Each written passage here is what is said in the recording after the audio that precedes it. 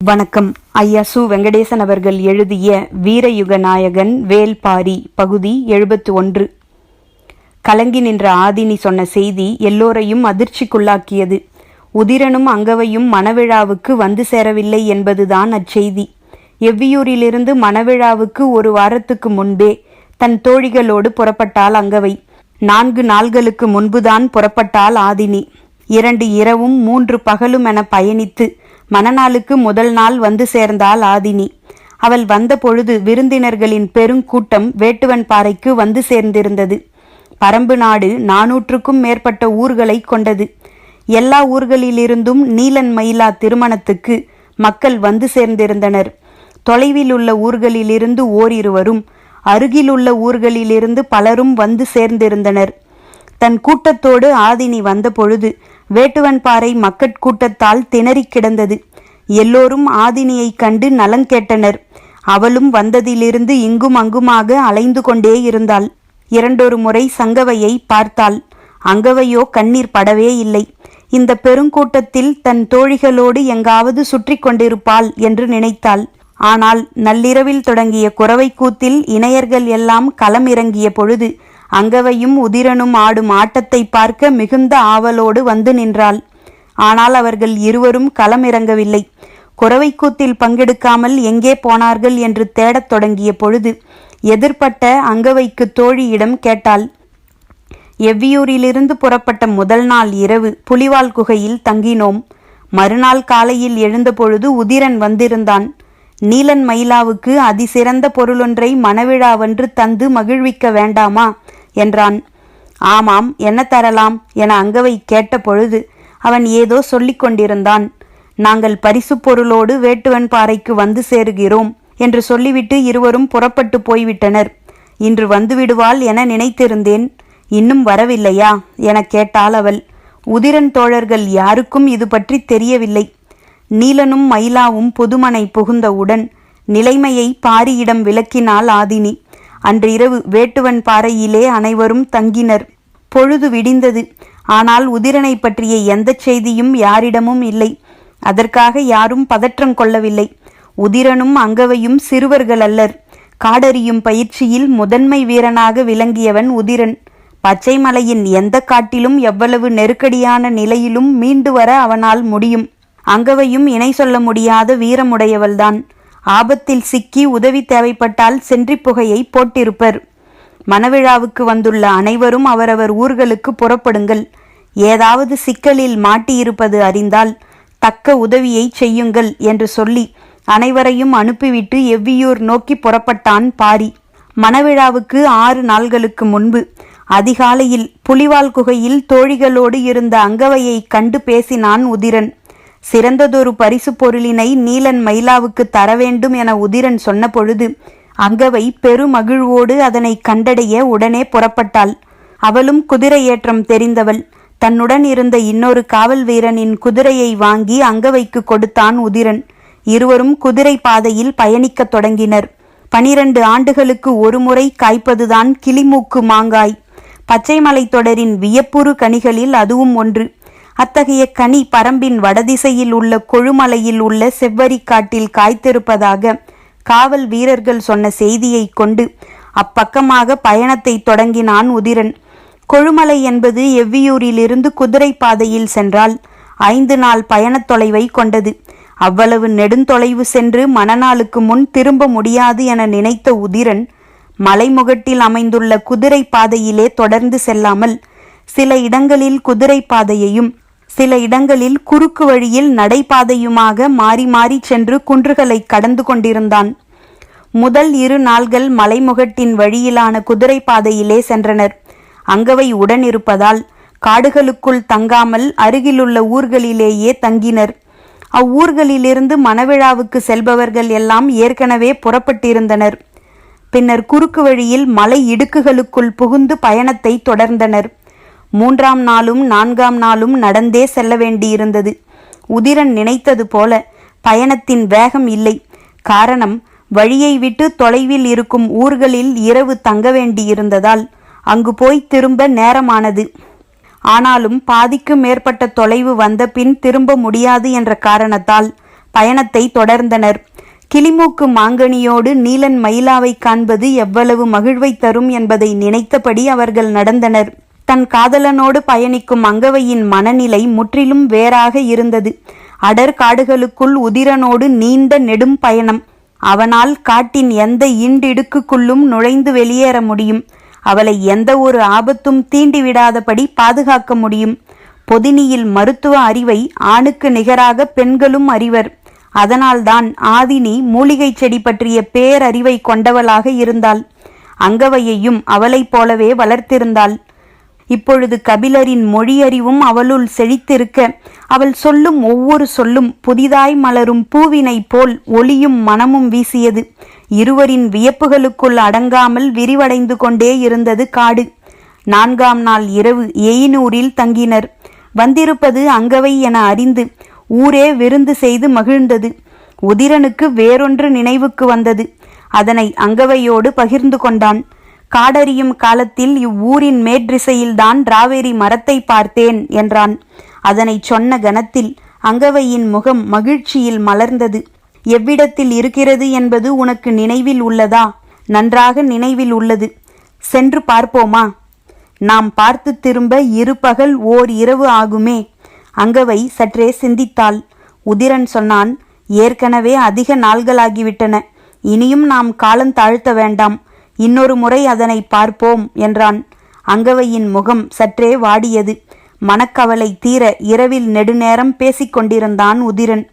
அங்கவை தங்கிய குடிலின் மூதாட்டி, ராவேரி மரத்தை பார்க்காவிட்டால் என்ன, இரிக்கிச் செடியை பறித்து வந்து காட்டு என்றாள். மூதாட்டி என்ன சொல்லுகிறாள் என்று உதிரனுக்கு புரியவில்லை. இரிக்கிச் செடி என்றால் என்ன எனக் கேட்டான். உனக்கும் தெரியாதா எனக் கேட்டவள் தூரத்தில் இருந்த பெண்ணை சத்தம் போட்டு அழைத்து, இவ்விருவரையும் கூட்டி போய் இரிக்கிச் செடியை காட்டு என்றாள். அப்பெண் இருவரையும் அழைத்து கொண்டு காட்டுக்குள் நுழைந்தாள். தேய்பிறையின் கடைசி காலமாதலால் மாமலை கும்மிருட்டில் மூழ்கி கிடந்தது. ஊரை விட்டு சற்று தள்ளி உள்ளே போனவள் சந்தன மரத்தின் அடிவாரத்தில் பின்னி கிடந்த பெருங்கொடியை பிடித்து தூக்கினாள். அவர்கள் இருவரும் அக்கொடியையே பார்த்தனர். கொடியின் முனைப்பகுதியை மட்டும் ஒடித்தவள் அங்கவையையும் உதிரனையும் கை நீட்டச் சொன்னாள். இருவரும் கையை நீட்டினர். ஒடித்த கொடியிலிருந்து கசியும் நீரினை இருவரின் உள்ளங்கையிலும் ஒவ்வொரு துளி வைத்தாள். இதனை ஏன் கையில் வைக்கிறாள் என இருவரும் உள்ளங்கையை உற்று பார்த்து கொண்டிருந்தனர். பார்த்து கொண்டிருக்கும் போதே அவர்களின் கண்கள் விரியத் தொடங்கின. அத்துளி வெண்மை நிறம் கொண்டதாக மாறியபடி இருந்தது. கெட்டியான பால் துளி போல் அது இருப்பதை பார்த்தனர். வியப்பு அடுத்த கட்டத்தை அடைந்தது. இவ்விருட்டில் இவ்வெண்மை நிறம் எப்படி இவ்வளவு துல்லியமாக தெரிகிறது என சிந்தித்த பொழுதுதான் புரிய வந்தது. அத்துளி நீர் மெல்லியதாய் ஒளியை உமிழ்ந்து கொண்டிருக்கிறது என்று. மின்னுட்டான் பூச்சியின் உடலுக்குள் இருக்கும் வெண் பச்சை நிற நீர் போல்தான் இதுவும். பச்சையின்றி முழு வெண்மையில் ஒளியை உமிழ்கிறது. இருவரும் தங்களின் உள்ளங்கைக்குள் ஓர் அதிசயத்தை வைத்து கொண்டு நின்றனர். கை நடுக்கத்தில் காற்றில் அசையும் சுடர் போல் கையொளி அசைந்து கொண்டிருந்தது.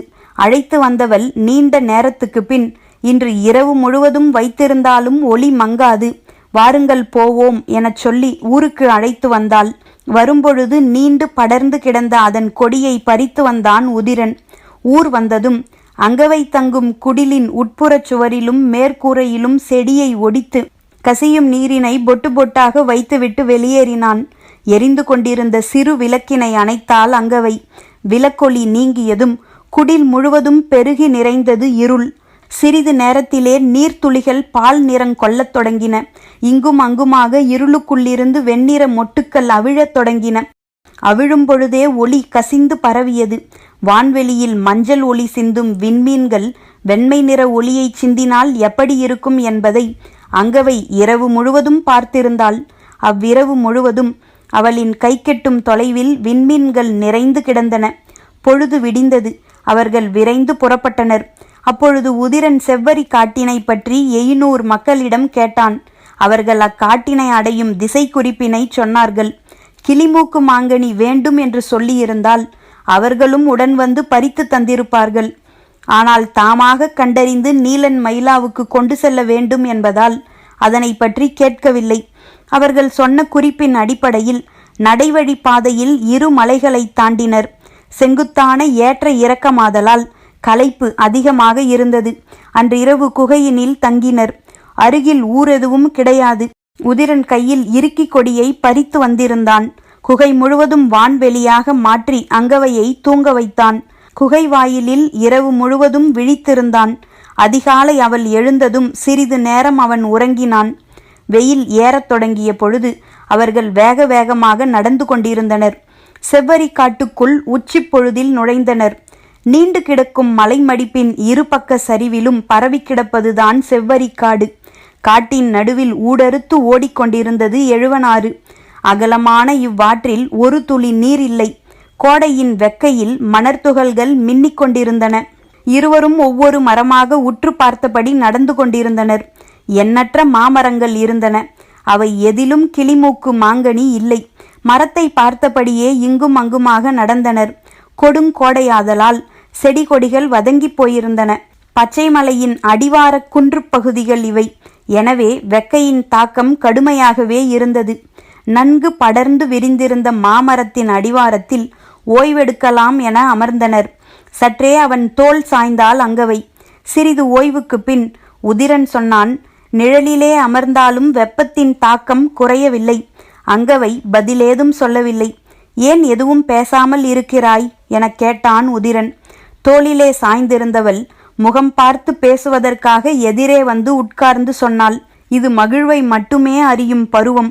இதற்கு நிழலும் பொருட்டல்ல, வெயிலும் பொருட்டல்ல. சொல்லியபடி புன்னகைத்த அவளை மகிழ்ந்து கவனித்து கொண்டிருந்த உதிரனின் முகம் சட்டென கடுமையானது. அசையாமல் இரு என்றான். என்னவென்று புரியாமல் திகைத்தபடி இருந்தாள் அங்கவை. அவளது கழுத்தின் பின்பகுதியில் அமர்ந்திருந்த பெரிய ஈ ஒன்றை நோக்கி வலக்கையை மெதுவாக கொண்டு போய் சட்டென அமுக்கி பிடித்தான்.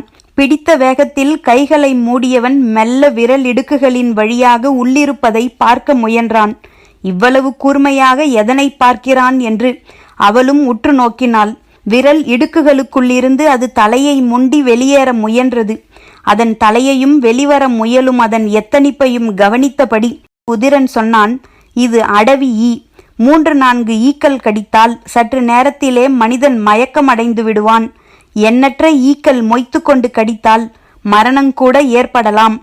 கன நேரத்தில் அங்கவையின் முகம் இறுகி உறைந்தது. அதனை கவனித்தபடி உதிரன் சொன்னான், இந்த ஈ உன்னை கடிக்கவில்லை. அமர்ந்ததும் பிடித்து விட்டேன். அது மட்டுமல்ல, ஓர் ஈ கடித்ததால் ஒன்றும் ஆகிவிடாது.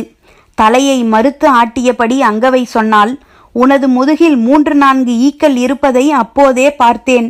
சற்றே அதிர்ந்தான் உதிரன். சொல்லிக்கொண்டே அவனது முதுகுப்புறமாக வந்து பார்த்தாள். 3 ஈக்கள் முதுகோடு ஒட்டியிருந்தன. மரத்தில் சாய்ந்திருந்ததால் மரப்பட்டை அழுத்துகிறது என நினைத்திருந்தான் உதிரன். அவள் தட்டிவிட்டதும் அவை பறந்து வெளியேறின. அவ்விடத்தில் முள் தைத்ததைப் போல குருதி இருந்தது. ஒன்றுக்கும் மேற்பட்ட ஈக்கள் கடித்துள்ளன என்பதை அவளின் முகம் பார்த்து உணர்ந்த உதிரன் சொன்னான், நீ கலங்காதே. ஒருவேளை நான் மயக்கமுற்றாலும் சில பொழுதில் எழுந்து விடுவேன்.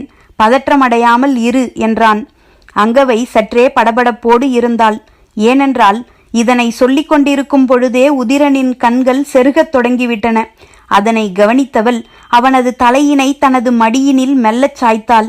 சிறிது நேரத்திலேயே உதிரன் முழு முற்றாக மயங்கினான். கலக்கத்தில் உடல் உதறுவது போல் இருந்தது. ஆனால் அடுத்த கணமே செய்ய வேண்டியதென்ன என்று சிந்தித்தாள். உடனடியாக சென்றிப்புகை போடுவோம். இப்பகுதியில் ஊர் ஏதும் இல்லை. மலையின் பின்புறம் 2 மடிப்புகள் தாண்டி எயினூர் இருக்கிறது. இங்கு புகை போட்டால் அவ்வூரில் இருப்பவர்களால் பார்க்க முடியாது. இம்மலைப்பகுதியில் யாராவது இருந்தால்தான் உண்டு என்று எண்ணியபடி இங்கும் அங்குமாக சென்றிக் கொடியை தேடினாள்.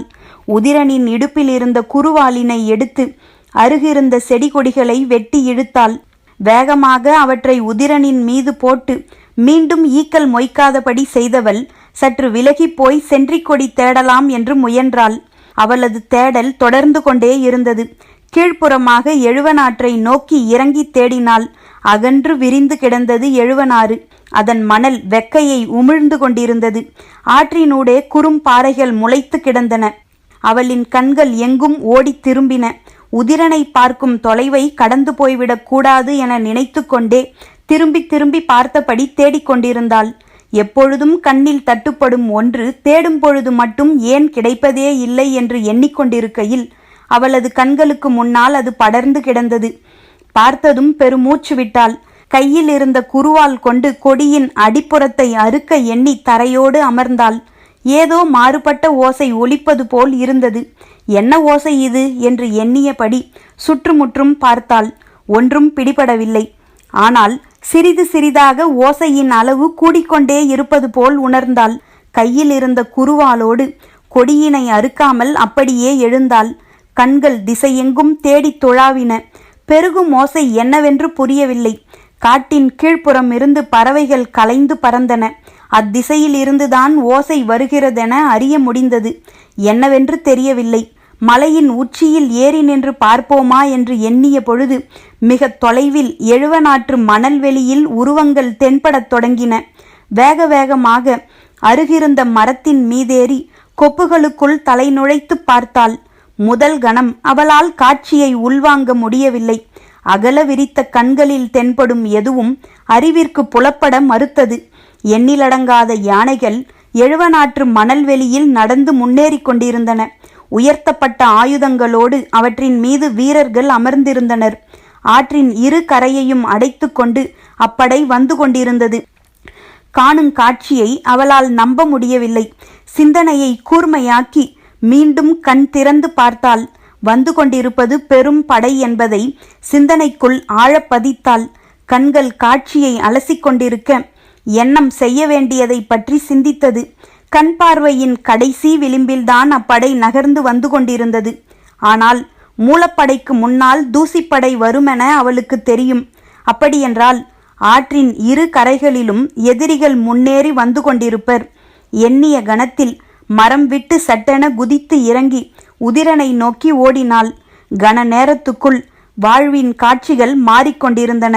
மேலே கிடந்த செடி கொடிகளை விலக்கி அவனது கன்னத்தில் அரைந்தும் மார்பில் குத்தியும் எழுப்ப முயன்றாள். உதிரன் உணர்வற்று கிடந்தான். அங்கவை ஏதேதோ செய்து பார்த்தாள். கண்கள் கலங்கின. தலைமுடியை பிடித்து உலுக்கி பார்த்தாள். எந்த பயனும் இல்லை. ஆவேசமும் குழப்பமும் கதறலுமாக மனம் கொந்தளிப்பில் அலைமோதியது. சட்டென அதே மரத்தின் மேலேறி பொருத்தமான கிளையின் முனையில் போய் நின்று இலைகளை விலக்கி பார்த்தாள். மணல் தூசி அடுக்கடுக்காய் மேலேறி கொண்டிருந்தது. மிக தள்ளி அவர்கள் வந்து கொண்டிருந்தனர். ஆனால் ஆற்றின் எதிர்ப்புறச் சரிவிலிருந்து புலிச்சின்னம் பொறிக்கப்பட்ட பதாகையை ஒருவன் அசைத்து காண்பிப்பது அவளுக்கு தெரிந்தது. வந்து கொண்டிருப்பது சோழனின் படை. அப்படியென்றால் அதே அளவு தொலைவில் இப்பக்கமும் தூசிப்படை முன்னேறி இருக்கும் என்பது புரிந்தது. வெறிகொண்ட ஆவேசத்தோடு மரம் விட்டு இறங்கியவள் இங்கும் அங்குமாக தேடி நீண்டு கிடந்த இண்டங்கொடியை இருபனை உயரத்துக்கு வெட்டி எடுத்தாள். ஒரு முனையில் உதிரனின் கால், இடுப்பு, மார்பு என அனைத்து பகுதியையும் மேல் நோக்கி தூக்குவதற்கு ஏற்ப இறுக கட்டினாள். அவன் எவ்வித அசைவுமற்று கிடந்தான். இண்டங்கொடியின் மறுமுனையை மரத்தின் கிளைகளுக்குள்ளே எறிந்தாள். தாழ்ந்திருந்த கிளையில் விழுந்து மறுபக்கமாக சரிந்தது. அதுவரை மேலே தூக்கி பின்னர் மறுகிளை நோக்கி மேல் உயர்த்துவதெல்லாம் முடியாத செயல் என சிந்தித்தவள் கொடியை கையில் எடுத்துக்கொண்டு சரசரவென மரத்தின் மேற்கிளையை நோக்கி ஏறினாள். பொருத்தமான இடமென தென்பட்ட கவட்டை வடிவ கிளையில் கொடியை போட்டு மறுபக்கமாக கீழே எறிந்தாள். மரம் விட்டு இறங்கியவள் இழுத்து மேலே தூக்க வசதியாக உதிரனை மரத்தினை ஒட்டி சாய்வாக உட்கார வைத்து பின்புறமாக தொங்கிக் கொண்டிருக்கும் கொடியை இழுக்க ஆயத்தமானாள். இரு கைகளுக்குள்ளும் அடங்காத அளவு அகலம் கொண்டிருந்த இண்டங்கொடியை பிடித்து வாகாக நிற்க முயன்றாள். நகரும் படையின் ஓசை பெருக்கெடுத்து முன்னகர்ந்து வந்தது. கையில் இருந்த கொடியை விட்டுவிட்டு ஓடிப்போய் எவ்விடம் வந்துள்ளனர் என்பதை பார்க்க எண்ணியவள் மறுகணம் இப்பொழுது கையில் இருக்கும் இக்கொடியை விடுவது உதிரனின் உயிரை விட்டு அகல்வதற்கு நிகர். தூசிப்படையின் கண்களுக்கு மனிதர்கள் தெரிந்தால் வெட்டி எறிந்துவிட்டு போவார்கள் என சிந்தித்தபடி கொடியை இறுக பிடித்து வலுக்கொண்டு இழுத்தாள். உதிரன் மெல்ல அசைந்து கொடுத்தான். ஆனால் அவ்வளவு வலுமிக்க வீரனின் உடலை இழுத்து மேலேற்றுவதெல்லாம் எளிய செயல் அல்ல. ஆவேசம் கொண்டு முயன்றாள் அங்கவை. அமர்ந்த நிலையில் இருக்கும் உதிரனை நின்ற நிலைக்கு கூட கொண்டு வர முடியவில்லை. இது தனி மனிதராக செய்யும் முயற்சி அல்ல என்பது தெளிவாக விளங்கியது. ஆனால் இம்முயற்சியை விட்டால் உதிரனை காப்பாற்ற வேறு எவ்வழியும் இல்லை என்பதும் உறுதியாக புரிந்தது. எண்ணங்களை ஒருங்கிணைத்து முழு மூச்சோடு முயன்றாள். வீரமும் வலிமையும் சிந்தனையில்தான் உள்ளன. அதனால்தான் சின்னஞ்சிறியவர்களை வைத்துக்கொண்டு திரையர்களின் கூட்டத்தை நடுமலை வரை எதிர்கொண்டார் தேக்கன். அத்தனை முறை தாக்குதலுக்கு ஆளான பின்னும் தளராமல் இறுதி வரை ஓடினர் கீதானியும் அளவனும். எண்ணத்தின் உறுதி எதனையும் செய்யும் ஆற்றலை தரும் என்பதை உணர்ந்தபடி ஆவேசத்தோடு இண்டங்கொடியை இழுத்து பின்னால் நகர்த்தினாள். உதிரன் சற்றே மேல் உயர்ந்தான். உதிரனை தூக்கிவிட முடியும் என்று கண்ணில் தெரிந்த நம்பிக்கை கைகளின் வலுவை மேலும் கூட்டியது. உண்ணி இழுத்து பின் நகர்ந்தாள். உதிரன் உயர்ந்து கொண்டிருந்தான். 3, 4 என கைகளில் கொடியை சுழற்றியபடி இழுத்தாள். தாழ்ந்திருந்த கொப்பின் உயரத்தை அவன் தலை தொட்டது. கொடியை அருகிருந்த மரத்தில் இழுத்து கட்டிவிட்டு வேகமாக வந்து மேலேறினாள். இவ்வுயரத்தில் இருந்தால் மரத்துக்கு கீழே யார் வந்தாலும் எளிதாக பார்த்துவிட முடியும். எனவே மேலே உள்ள கிளைக்கு கொண்டு போனால்தான் அவனை மறைக்க முடியும் என தோன்றியதும் மீண்டும் கீழிறங்கி வந்து இழுக்க முயன்றாள். கைகளில் வலு போதவில்லை. என்ன செய்வதென்று புலப்படவில்லை. படையின் பேரோசை மலையெங்கும் அதிர்ந்து பரவியது.